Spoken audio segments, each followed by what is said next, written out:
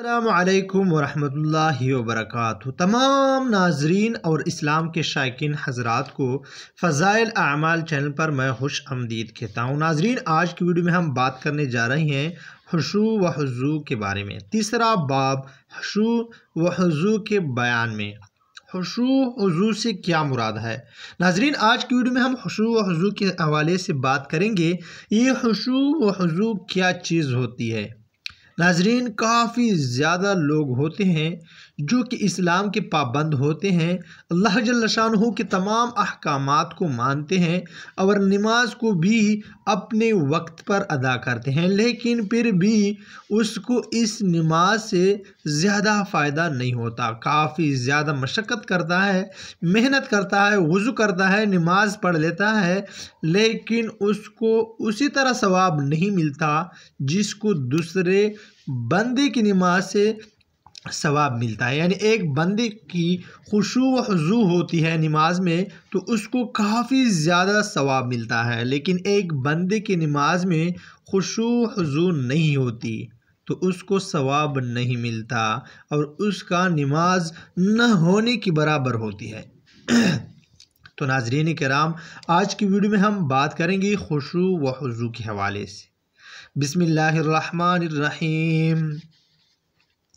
بہت سے لوگ ایسے ہیں جو نماز پڑھتے ہیں اور ان میں سے بہت سے ایسے بھی ہیں جو جماعت کا بھی اہتمام فرماتے ہیں، یعنی بجماعت نماز پڑھتے ہیں، لیکن اس کے باوجود ایسی بری طرح پڑھتے ہیں کہ وہ نماز بجائے اس کے ثواب و اجر کا سبب ہو، ناقص ہونے کی وجہ سے منہ پر مار دی جاتی ہے۔ گناہ پڑھنے سے یہ بھی بہتر ہے۔ جو لوگ نماز نہیں پڑھتے اس سے پھر بھی یہ نماز بہتر ہوتی ہے جو منہ پر مار دی جاتی ہے، کیونکہ نہ پڑھنے کی صورت میں جو عذاب ہے وہ بہت زیادہ سخت ہے، اور اس صورت میں یہ ہوا کہ وہ قابل قبول نہ ہوئی۔ وہ نماز جو اس نے ادا کی اس میں خشوع و خضوع نہیں تھی، بری طرح تھی، اور اس کی منہ پر مار دی گئی، وہ قابل قبول نہ ہوئی اور منہ پر پھینک کر مار دی گئی، اس پر کوئی ثواب نہیں ہوا۔ لیکن نہ پڑھنے میں جس درجہ کی نافرمانی اور نخوت ہوتی ہے وہ تو اس صورت میں نہ ہوگی۔ البتہ یہ مناسب ہے کہ جب آدمی وقت خرچ کرے، کاروبار چھوڑے، مشقت اٹھائے تو اس کی کوشش کرنا چاہیے کہ جتنی زیادہ سے زیادہ وزنی اور قیمتی پڑھ لے، اس میں کوتاہی نہ کرے۔ حق تعالی شانہ کا ارشاد ہے، وہ قربانی کے بارے میں ہے مگر احکام تو سارے ایک ہی ہے۔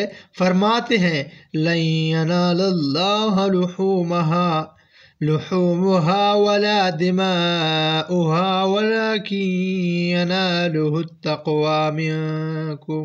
نہ تو حق تعالی شانہ کے پاس ان کا گوشت پہنچتا ہے نہ ان کا خون، بلکہ اس کے پاس تو تمہاری تقوی اور اخلاص پہنچتا ہے، آپ کی نیت پہنچتا ہے۔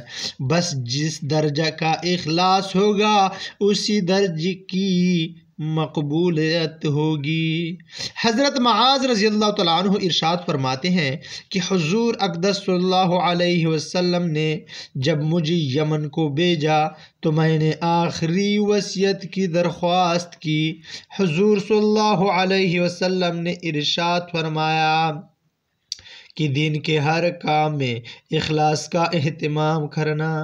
یہ ہمارے پیارے نبی حضرت محمد صلی اللہ علیہ وسلم کی نصیحت ہے کہ دین کے ہر کام میں اخلاص کا اہتمام کرنا، کہ اخلاص سے توڑا عمل بھی بہت کچھ ہے۔ حضرت ثوبان رضی اللہ تعالیٰ عنہ کہتے ہیں کہ میں نے حضور صلی اللہ علیہ وسلم کو یہ فرماتے ہوئے سنا، اخلاص والوں کے لیے خوشحالی ہو کہ وہ ہدایت کے چراغ ہے، ان کی وجہ سے سخت فتنے دور ہو جاتے ہیں۔ ایک حدیث میں حضور صلی اللہ علیہ وسلم کا ارشاد ہے کہ اللہ تعالیٰ ضعیف لوگوں کی برکت سے اس امت کی مدد فرماتے ہیں۔ معزز سامعین کرام، نیز ان کی دعا سے، ان کی نماز سے، ان کے اخلاص سے نماز کے بارے میں اللہ جل شانہ کا ارشاد ہے فَوَيْلٌ لِّلْمُصَلِّينَ الَّذِينَ هُمْ عَن صَلَاتِهِمْ سَاهُونَ الَّذِينَ هُمْ يُرَاءُونَ۔ بڑی خرابی ہے ان لوگوں کے لیے جو اپنی نماز سے بے خبر ہے، جو ایسے ہے کہ دکھلاوا کرتے ہیں۔ بے خبر ہونے کی بھی مختلف تفسیریں کی گئی ہے۔ ایک یہ کہ وقت کی خبر نہ ہو، قضا کر دے۔ دوسری یہ کہ متوجہ نہ ہو، ادھر ادھر مشغول ہو۔ تیسری یہ کہ یہی خبر نہ ہو کتنے رکعتیں ہوئیں۔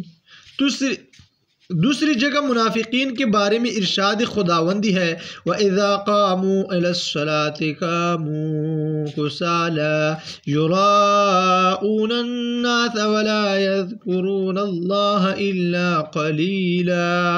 اور جب نماز کو کھڑے ہوتے ہیں تو بہت کاہلی سے کھڑے ہوتے ہیں، صرف لوگوں کو دکھلاتے ہیں کہ ہم بھی نمازی ہیں، اور اللہ تعالیٰ کا ذکر نہیں کرتے مگر بہت تھوڑا سا۔ ایک جگہ چند انبیاء علی نبینا وعلیہم الصلاۃ والسلام کا ذکر فرما کر ارشاد ہے فَحَلَفَ مِن بَعْدِهِمْ خَلْفٌ أَضَاعُوا الصَّلَاةَ وَاتَّبَعُوا الشَّهَوَاتِ فَسَوْفَ يَلْقَوْنَ غَيًّا۔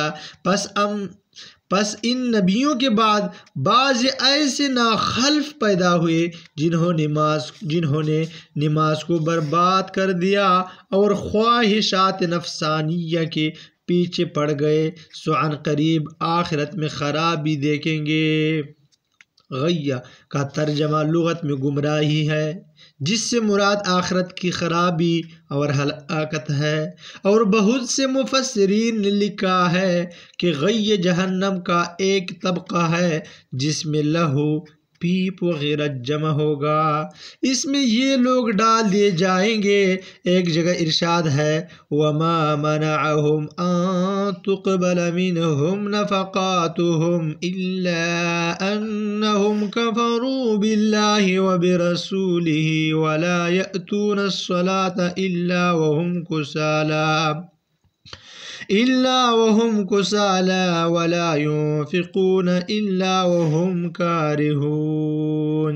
ترجمہ، اور ان کی خیرات مقبول ہونے سے اور کوئی چیز بجز اس کے معنی نہیں ہے کہ انہوں نے اللہ کے ساتھ اور اس کے رسول صلی اللہ علیہ وسلم کے ساتھ کفر کیا، اور نماز نہیں پڑھتے مگر کاہلی سے، اور نیک کام میں خرچ نہیں کرتے مگر گرانی سے۔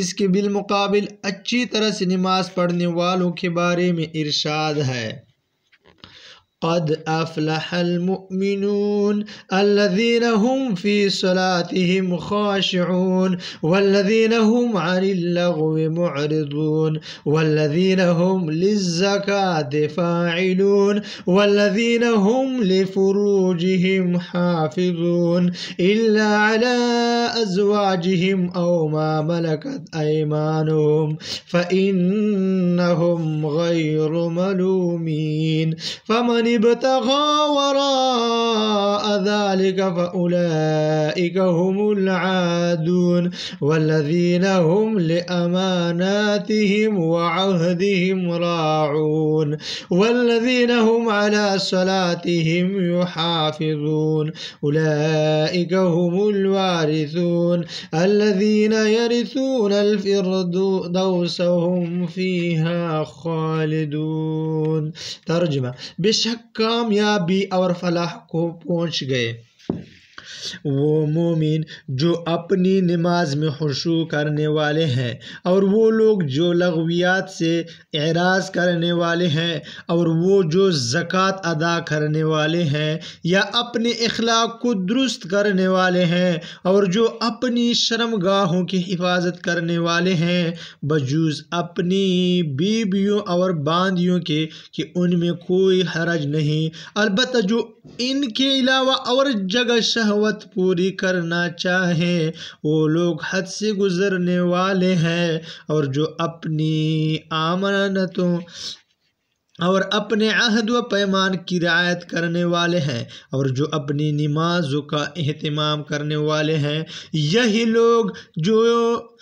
لوگ جنت کے وارث ہیں جو فردوس کے وارث بنیں گے اور ہمیشہ ہمیشہ کو اس میں رہیں گے۔ اللہ جل شانہ ہر مسلمان کو جنت الفردوس نصیب فرمائے، آمین۔ حدیث میں آیا ہے کہ فردوس جنت کا اعلیٰ اور افضل ترین حصہ ہے، وہاں سے جنت کی نہریں جاری ہوتی ہیں، اس پر عرش الہی ہوگا۔ جب تم جنت کی دعا کیا کرو تو جنت الفردوس مانگا کرو۔ دوسری جگہ نماز کے بارے میں ہے، ارشاد الہی ہے وَإِنَّهَا لَكَبِيرَةٌ إِلَّا عَلَى الْخَاشِعِينَ الَّذِينَ يَظُنُّونَ أَنَّهُم مُّلَاقُو رَبِّهِمْ وَأَنَّهُمْ إِلَيْهِ راجعون۔ ترجمہ: بے شک نماز دشوار ہے مگر جن کے دلوں میں خشوع ہے ان پر کچھ بھی دشوار نہیں۔ یہ وہ لوگ ہیں جو اس کا خیال رکھتے ہیں کہ بلا شبہ وہ اپنے رب سے قیامت میں ملنے والے ہیں اور مرنے کے بعد اس کی طرف لوٹ کے جانے والے ہیں۔ ایسے ہی لوگوں کے تعریف میں ایک جگہ ارشاد خداوندی ہے فی بیوت اذن اللہ ان ترفع ویذکر فیہا اسمہ یسبح له فیہا بالغدو والآصال رجال لا تلہیہم تجارت ولا بیع عن ذکر اللہ واقام الصلاة وایتاء الزکاة یخافون یوما تتقلب فیہ القلوب والابصار لیجزیہم اللہ احسن ما عملوا ويزيدهم من فضله والله يرزق من يشاء بغير حساب۔ ایسے گھروں میں جن کے متعلق اللہ جل شانہ نے حکم فرما دیا ہے کہ ان کا آداب کیا جائے، ان کو بلند کیا جائے، ان میں صبح و شام اللہ کی تسبیح کرتے ہیں، ایسے لوگ جن کو اللہ کی یاد سے اور نماز کے قائم کرنے سے اور زکوٰۃ کے دینے سے نہ تو تجارت غافل کرتی ہے نہ خرید و فروخت غفلت میں ڈالتی ہے، وہ لوگ ایسے دن کی سختی سے ڈرتے ہیں جس دن دل اور آنکھیں الٹ پلٹ ہو جائیں گی، یعنی قیامت کا دن، اور وہ لوگ یہ سب کچھ اس لیے کرتے ہیں کہ اللہ جل شانہ ان کے نیک اعمال کا بدلہ ان کو عطا فرما دیں اور بدلہ سے بھی بہت زیادہ انعامات اپنے فضل سے عطا فرما دیں، اور اللہ جل شانہ تو جس کو چاہے بے شمار عطا فرما دیتا ہے، بے شمار عطا فرما دیتے ہیں۔ اللہ جل شانہ ہمیں بھی حلال اور آخرت میں بہت کچھ عطا فرمائے۔ وآخر دعوانا ان الحمد للہ رب العالمین۔